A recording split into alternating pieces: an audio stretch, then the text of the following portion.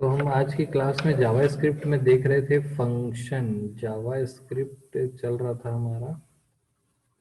जो टॉपिक है वो है जावास्क्रिप्ट। और इसमें हम जो टॉपिक कवर कर रहे थे, जिसको हम पढ़ रहे हैं, उसका नाम है फंक्शन। तो फंक्शन के बारे में हमने लास्ट क्लास में देखा था। फंक्शन बेसिकली दो टाइप के होते हैं। एक होता है इनबिल्ट फंक्शन और एक होता है यूजर डिफाइंड फंक्शन। इसको हम UDF के नाम से भी बुलाते हैं, शॉर्ट फॉर्म में UDF। इस प्रकार से हम देख पा रहे होंगे कि फंक्शन जो है उसका डेफिनेशन मैंने कल बताया था। फंक्शन क्या होते हैं? Separated independent block of code होते हैं।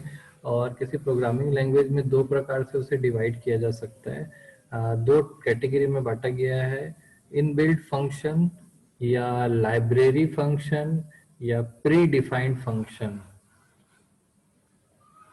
और दूसरी कैटेगरी है यूजर डिफाइंड फंक्शन। तो आप देख पा रहे होंगे कि फंक्शन जो होते हैं वो दो टाइप के होते हैं, यूजर डिफाइंड और लाइब्रेरी फंक्शन। क्लियर है?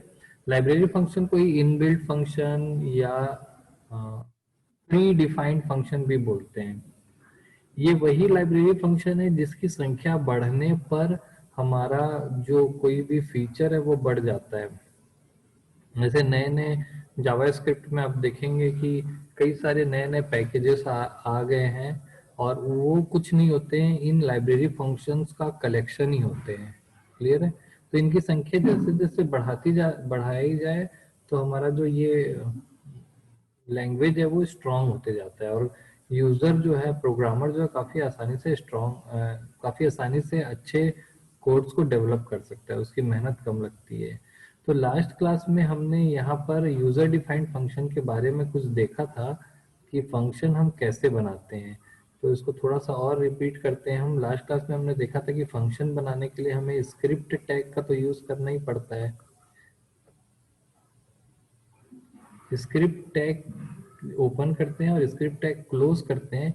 इसके बीच में हम यहाँ पर फंक्शन राइट कर सकते हैं। फंक्शन राइट करने के लिए फंक्शन नाम का वर्ड लिखना होता है और फिर फंक्शन का नाम लिखना होता है। जैसे मैं यहाँ पर फंक्शन का नाम लिखा था, मैंने वन, कल की क्लास में मैंने लिखा था वन। फंक्शन ब्रैकेट ओपन करते हैं हम और फंक्शन ब्रैकेट को क्लोज करते हैं यहाँ पर। इसके बीच में हम 0 to n नंबर के आर्ग्यूमेंट पास कर सकते हैं। ठीक है? तो आर्ग्यूमेंट्स पास करने के बाद यहाँ पर हम इसका ब्रैकेट के जरिए, यहाँ पर हम ब्रैकेट्स लगाते हैं। इसके नीचे ब्रैकेट लगाया जाता है और ब्रैकेट को क्लोज किया जाता है यहाँ पर। और इसके बीच में आप कितनी भी लाइन का कोड लिख सकते हैं। ये जो कोड होता है, ये ब्लॉक ऑफ कोड जो है वो सेपरेटेड होता है दूसरे ब्लॉक ऑफ कोड से और इंडिपेंडेंट वर्क करता है। यहाँ पर दिए गए आर्ग्यूमेंट्स, यहाँ पर हम जितने आर्ग्यूमेंट्स देंगे उसको इसमें इंक्लूड कर लिया जाता है। यानी कि एक्सटर्नल वर्ल्ड से जो वैल्यूज आती है, ये वो एक प्रकार का दरवाजा है। समझ जाइए, आपका ये घर है जो कि जिसमें जितने भी मेंबर्स हैं वो सेपरेटेड है और इंडिपेंडेंट है, अपना इंडिपेंडेंट वर्क कर रहे हैं। लेकिन बाहरी वर्ल्ड से अगर कोई इंटरेक्शन होता है तो वो इस आर्ग्यूमेंट के जरिए, ये वो दरवाजा है जहां से आपकी वैल्यूज एंटर करती है और आपके अंदर के कोड को इफेक्ट करती है। सिर्फ यही एक रास्ता है, आर्ग्यूमेंट पास करके हम उसको एक यूज कर सकते हैं। उसके बाद हमारे फंक्शन का कोड पूरा खत्म होने के बाद नीचे यहाँ पर हम स्क्रिप्ट टैग को क्लोज कर देते हैं। जैसे दूसरे सारे टैग्स को हम क्लोज करते हैं। तो आप यहाँ पर देख पा रहे होंगे कि यहाँ पर मैंने जो ये कोड लिखा है जावा स्क्रिप्ट का, ये वाला पूरा कोड जो देख पा रहे हैं आप, ये पूरा कोड, इस कोड में मैंने फंक्शन को राइट किया है। यहाँ पर ये फंक्शन राइट हुआ है। और जो फंक्शन हम लिखते हैं या प्रोग्रामर अपने एंड पर सिर्फ अपने लिए लिख रहा है, ऐसे फंक्शन को हम कहते हैं यूजर डिफाइंड फंक्शन। यानी कि यूजर अपने, सिर्फ और सिर्फ अपने पर्पस को पूरा करने के लिए जो फंक्शन राइट कर रहा है वो यूजर डिफाइंड फंक्शन होता है। इनबिल्ट फंक्शन या लाइब्रेरी फंक्शन या प्री डिफाइंड फंक्शन वो फंक्शन होते हैं जो जनरल पर्पस के लिए बनाए जाते हैं, जैसे प्रिंट स्टेटमेंट हो गया, प्रिंट एफ हो गया, आप उसमें पढ़ते होंगे, अलर्ट पढ़ते होंगे, डॉक्यूमेंट डॉट राइट पढ़ते होंगे, जो जनरल पर्पस के लिए बनाया जाता है। कोई भी उसको लगभग एक जनरल पर्पस के लिए यूज कर सकता है। लेकिन यूजर डिफाइंड फंक्शन हम सिर्फ अपने लिए राइट करते हैं। इसका पूरा उद्देश्य होता है कि हमारा टास्क जो है वो कंप्लीट हो जाए। क्लियर है?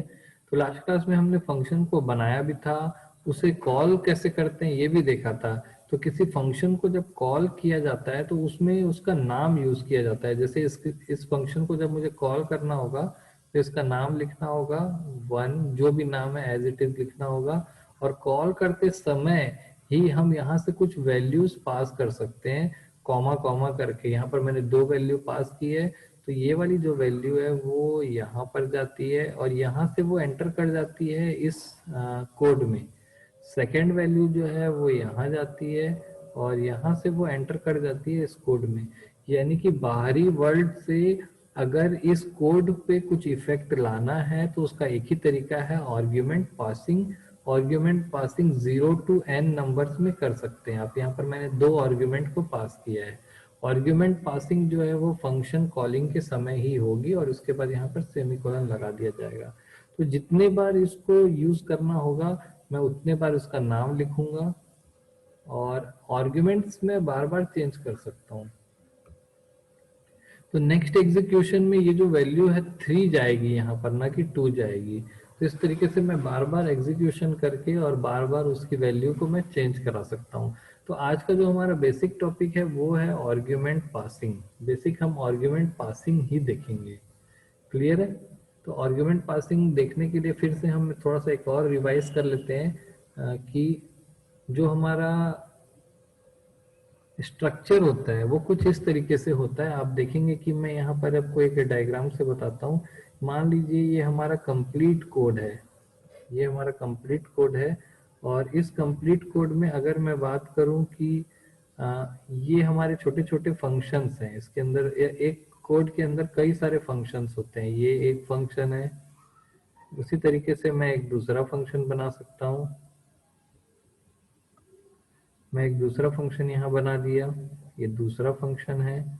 फिर मैं एक और फंक्शन यहाँ पर राइट कर देता हूँ। यानी एक बड़े प्रोग्राम पर कई फंक्शन हो सकते हैं।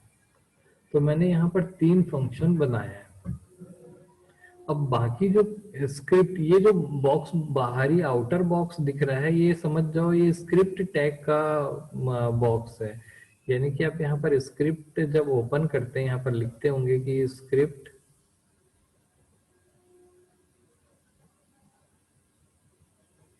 और यहाँ पर जब स्क्रिप्ट क्लोज करते हैं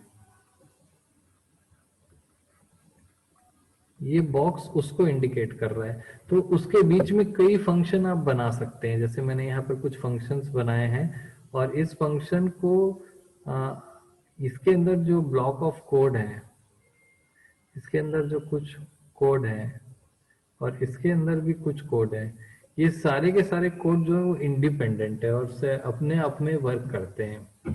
क्लियर है? अब एक फंक्शन का एक स्पेसिफिक टास्क होता है, हर फंक्शन का अलग अलग टास्क होता है।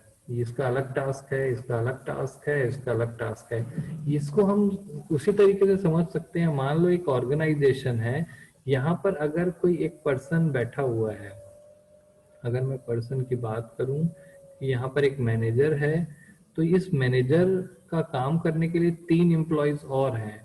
पहला जो एम्प्लॉय है यहाँ पर, ये नंबर 1 वाला जो एम्प्लॉय दिख रहा है, ये क्या करेगा? आपका नंबर 1 का जो एम्प्लॉय है ये सैलरी बनाता होगा। नंबर 2 का जो एम्प्लॉय है ये आपका अटेंडेंस लेता होगा। और नंबर 3 का जो एम्प्लॉय है वो किसी दूसरे काम को करता होगा। तो 3 एम्प्लॉय हैं, तीनों का अपना अलग अलग काम है, अलग अलग फंक्शनैलिटी है। पहले का काम है सैलरी बनाना, दूसरे का काम है अटेंडेंस लेना, तीसरे का काम है, मान लो कॉलेज है तो तीसरे का काम है पढ़ाना। तो अगर पढ़ाने के लिए कोई टीचर नहीं आता है तो सैलरी बनाने वाले के काम पे कोई इफेक्ट नहीं पड़ेगा, वो अपना काम करेगा। अटेंडेंस वाले के काम पर भी कोई इफेक्ट नहीं पड़ेगा। क्योंकि वो अटेंडेंस लेने से नहीं रुकेगा, अटेंडेंस लेगा ही वो। क्लियर है? तो इसका जो वर्क है उस पे कोई इफेक्ट नहीं देता ये इसका वर्क। इसका वर्क जो है, इसके सभी के सभी इंडिपेंडेंट वर्क कर रहे हैं अपना, और सारे के सारे जो वर्क कर रहे हैं वो किसके लिए कर रहे हैं? इसके लिए। ये भी वर्क कर रहा है वो इसके लिए, और ये जो वर्क कर रहा है वो भी इसके लिए।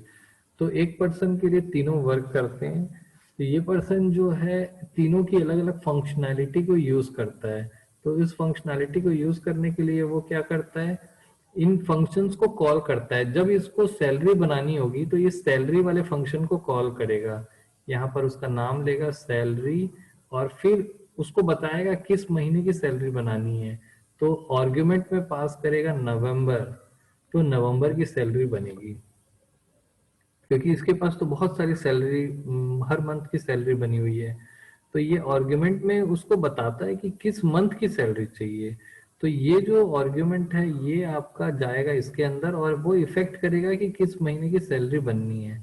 वैसे ही अटेंडेंस के लिए वो कॉल करेगा दूसरे जो फंक्शनैलिटी है उसको बुलाएगा, यानी इसको कॉल करेगा सेकंड नंबर के एम्प्लॉय को। उसके लिए वो यहाँ पर लिखेगा ATT, और उसको किस महीने का अटेंडेंस चाहिए, मान लीजिए उसको अक्टूबर महीने का चाहिए, तो वो यहाँ पर पास करेगा अक्टूबर। तो ये जो अक्टूबर है वो जाएगा यहाँ, और यहाँ से फिर अक्टूबर महीने की अटेंडेंस रिटर्न होके आएगी। मैं इस चीज को बार बार रिपीट कर रहा हूँ, ध्यान देना है। आर्ग्यूमेंट से वैल्यू दी जाती है, यहाँ पे कुछ काम होता है, और आउटपुट को रिटर्न किया जाता है सेम पर्सन को। तो जिसने फंक्शन को कॉल किया है वो कुछ आर्ग्यूमेंट पास कर सकता है स्पेसिफाई करने के लिए कि किस एरिया पे वर्क करना है, किस टास्क पे वर्क करना है। क्योंकि यहाँ पर तो 12 महीने की अटेंडेंस है, तो ये बता रहा है कि किस महीने की अटेंडेंस चाहिए, और ये अटेंडेंस निकाल के वैल्यू रिटर्न करता है। तो मेरा बताने का उद्देश्य ये था कि कोई भी फंक्शन है उसकी वर्किंग कुछ इस तरीके से होती है। एक फंक्शन बना होता है जो कुछ काम करता है, और दूसरा फंक्शन जो होता है वो उसको कॉल करता है। फंक्शन या और दूसरे जगह से ही कॉल होता है। तो जो फंक्शन कॉल करता है ये इसका फैसिलिटी ये होता है कि ये जब फंक्शन इसको कॉल करेगा तो ये कुछ आर्ग्यूमेंट्स पास करेगा। जो आर्ग्यूमेंट्स जो है वो इसके अंदर आएंगे, और यहाँ पर कुछ कैलकुलेशंस परफॉर्म किए जाएंगे। कैलकुलेशंस परफॉर्म करने के बाद यहाँ से कुछ वैल्यूज जो है वो रिटर्न की जाएगी। तो आर्ग्यूमेंट्स के रूप में ये वैल्यू क्या की जाती है, रिटर्न की जाती है, सॉरी पास की जाती है, और यहाँ से वैल्यू रिटर्न की जाती है। तो आर्ग्यूमेंट पासिंग और रिटर्निंग ये दो दो प्रोसेस होते हैं। क्लियर? तो आर्ग्यूमेंट पासिंग तो आप काफी आसानी से समझ गए हैं। अब हम रिटर्न करने वाली वैल्यू को भी देखेंगे कि वैल्यू रिटर्न कैसे करता है फंक्शन। तो फंक्शन कुछ भी नहीं करता, फंक्शन का जो बॉडी होती है, जैसे फंक्शन हमने यहाँ पे बनाया, फंक्शन की ये जो बॉडी है इसके सबसे लास्ट स्टेटमेंट में हम रिटर्न लिखते हैं, रिटर्न स्टेटमेंट, और ब्रैकेट में कुछ वैल्यू पास कर सकते हैं। जो भी हमारा रिजल्ट आया है उसको हम यहाँ पर पास कर सकते हैं। तो अब ध्यान देखेंगे कि आर्ग्यूमेंट में हम कई सारी वैल्यूज दे सकते हैं, लेकिन रिटर्न केवल एक सिंगल वैल्यू होती है। यानी कि यहाँ पर मल्टीपल वैल्यूज को हम पास कर सकते हैं, 0 to n वैल्यूज हम पास कर सकते हैं, लेकिन मैक्सिमम 1 वैल्यू ही रिटर्न होती है। यानी अब 10 वैल्यू पास करेंगे, उनको सम करेगा। वैसे जैसे मैं 2 वैल्यू पास किया 3 और 2, तो उनको सम करेगा और 5 को रिटर्न कर देगा। तो यहाँ से मैंने इस फंक्शन का नाम है मान लीजिए सम, इस फंक्शन का नाम है सम। तो यहाँ पर क्या कोड लिखेंगे हम, c is equal to some, और यहाँ पर 2 वैल्यू मैंने पास की 2 और 3। तो ये 2 और 3 यहाँ पर जाएगी, यहाँ पर कुछ सम होगा, और एक वैल्यू रिटर्न होके आएगी जो होगी 5। वो किस में चले जाएगी, सी में। तो यहाँ पर आ जाएगा 5। तो मल्टीपल वैल्यूज आर्ग्यूमेंट में पास हो सकती है, और सिंगल वैल्यू ही रिटर्न होती है। अगर आपको मल्टीपल वैल्यू रिटर्न कराना है तो उसका अलग मैकेनिज्म है, वो हम एरे में देखेंगे। क्लियर है? तो चलिए आइए, हमने लास्ट क्लास में भी कुछ कोड किया था और उसको आगे और करके देखते हैं कि जावा स्क्रिप्ट में हम फंक्शन की कॉलिंग के समय आर्ग्यूमेंट कैसे पास करेंगे और वैल्यू कैसे रिटर्न करेंगे। आज का जो हमारा टॉपिक था वही था कि फंक्शन कॉलिंग में आर्ग्यूमेंट कैसे पास करना है और उसकी वैल्यू कैसे रिटर्न लेनी है। तो एक सेकंड के लिए आपकी स्क्रीन जाएगी।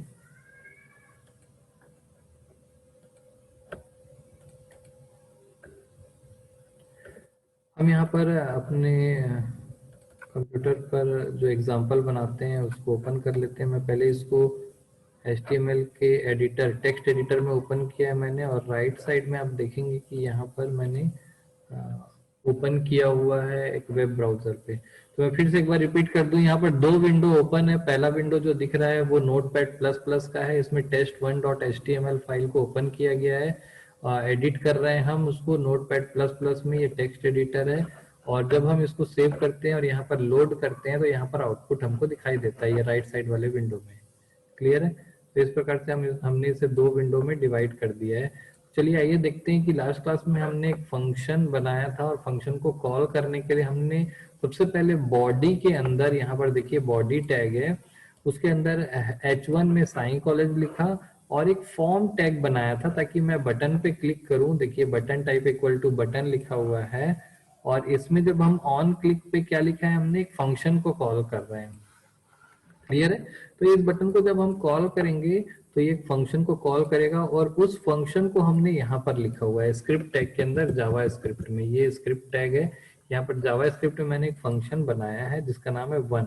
अब मैं यहाँ पर कुछ वैल्यू पास करना चाहता हूँ, तो मान लीजिए मैं इस फंक्शन का नाम रखता हूँ सम। तो आप देखेंगे कि कैसे सम करने के बाद ये आउटपुट देता है। सिंपल सा काम है सम का कि वो 3 नंबर्स को सम करेगा। तो मैं यहाँ पर लिखूंगा A, B, C। तो ये 3 आर्ग्यूमेंट्स लेगा, यानी ये जो फंक्शन है ये 3 आर्ग्यूमेंट्स इस फंक्शन की बॉडी के अंदर या इस फंक्शन के घर के अंदर बाहर से 3 वैल्यूज आएंगी और इन तीनों वैल्यू पर ये कुछ प्रोसेसिंग करेगा और एक सिंगल वैल्यू रिटर्न कर देगा। क्लियर है? एक सिंगल वैल्यू रिटर्न करने के लिए हम यहाँ पर एग्जीक्यूशन कराते हैं और फॉर्म टैग को भी हम यहाँ पर हटा सकते हैं, चाहे तो फॉर्म टैग पे क्लिक करके भी उसको करा सकते हैं, बट वैल्यू रिटर्न कराने के लिए हमको यहाँ पर एक और प्रोसीजर बनाना पड़ सकता है। तो यहाँ पर मैंने इसको हटा ही देते हैं हम, इस तरीके से है। तो ये जो फंक्शन है यहाँ पर हम 3 वैल्यूज पास करेंगे और यहाँ पर क्या होगा, calculation A plus B plus C और ये वैल्यू रिटर्न कर दी जाएगी। याद रखना है आपको, रिटर्न स्टेटमेंट फंक्शन की बॉडी का लास्ट स्टेटमेंट होता है, यानी कि अगर आप बीच में किसी रिटर्न स्टेटमेंट को लिख देंगे तो इसके बाद की जो लाइन होगी वो एग्जीक्यूट नहीं होती है, तो इसको लास्ट स्टेटमेंट में ही लिखा जाता है। ये लास्ट स्टेटमेंट होता है। तो आपको यहाँ पर क्लियर हो गया होगा कि 3 वैल्यूज आएंगी, उन तीनों को जोड़ेगा और डी एक वैल्यू को रिटर्न कर देगा। क्लियर है? तो मैं यहाँ पर लिखता हूँ f इक्वल टू सम, मैं यहाँ पे लिखा 1, सॉरी 1 नहीं लिखते हम लिखते हैं 2, 4 और 7।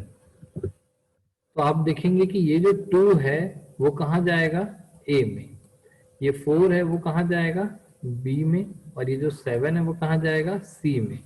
तो इस तरीके से A B C में 2 4 7 आ जाएगा और 2 4 7 को यूज किया जा सकता है इस इन सेपरेटेड ब्लॉक के अंदर। सेपरेटेड ब्लॉक में एंट्री मिल गई है थ्रू आर्ग्यूमेंट्स। इस फंक्शन के बॉडी के अंदर जो कि सेपरेटेड होता है उसके अंदर एंट्री करने का एक ही रास्ता होता है, आर्ग्यूमेंट। तो आर्ग्यूमेंट के रूप में 3 वैल्यूज आई है और वो भी ऑथेंटिक है और इनको एंट्री मिल गई है। अब इसमें जो भी वैल्यू आई थी 2 4 7 यहाँ पर ऐड हो जाएगा, 2 + 4 7 और 7 + 7 14। तो डी में क्या आया, 14। तो आउटपुट में आपका रिटर्न एफ की जो वैल्यू है ये रिटर्न होके डी की वैल्यू जो है वो रिटर्न होके कहाँ आएगी, क्योंकि जब इसको प्रोसेस करेंगे तो इसकी वैल्यू रिटर्न होके इसको रिप्लेस कर देगा 14 से और वो असाइन हो जाएगा एफ में। क्लियर है? तो एफ की जो वैल्यू है वो 14 हो जाएगी और हम उसको अलर्ट कर सकते हैं। अलर्ट में हम लिखेंगे एफ।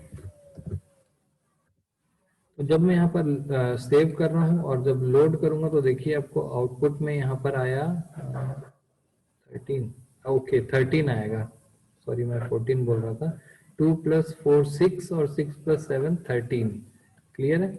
तो इस तरीके से आप देखेंगे कि इस लाइन पर, इस लाइन को हमको समझना है, ये जो लाइन है इसमें फंक्शन की कॉलिंग की जा रही है और आर्ग्यूमेंट्स पास किए जा रहे हैं।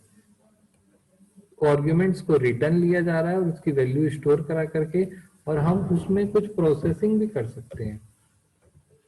जो वैल्यू रिटर्न आई है उसमें हम कुछ प्रोसेसिंग भी कर सकते हैं। आप देख रहे होंगे कि यहाँ पर प्रोसेस किया हुआ डेटा मिल रहा है आपको।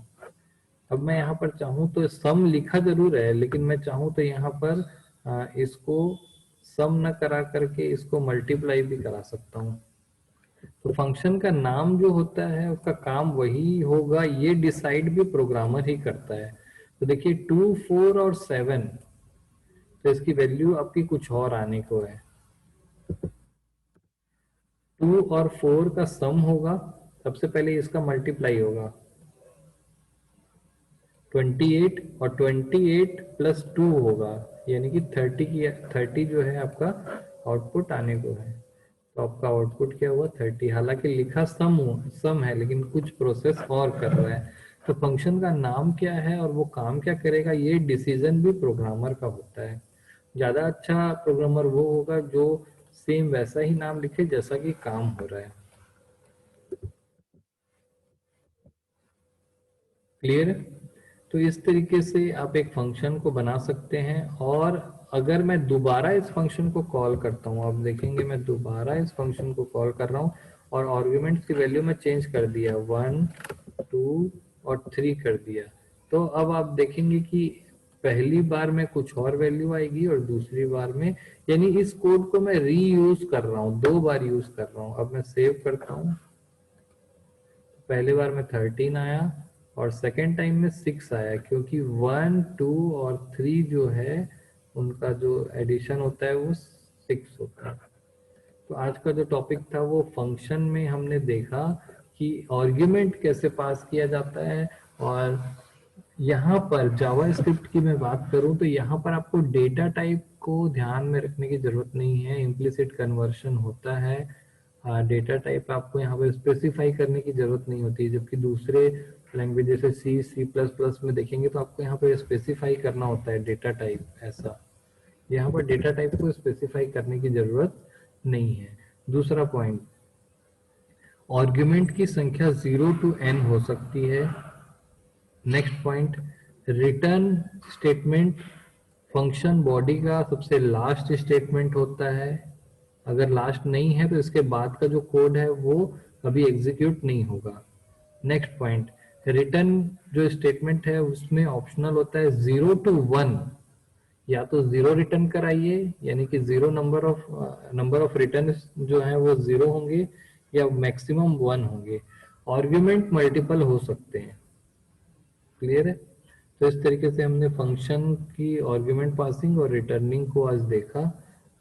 इसमें कोई आप लोगों को डाउट है तो आप लोग पूछ सकते हैं।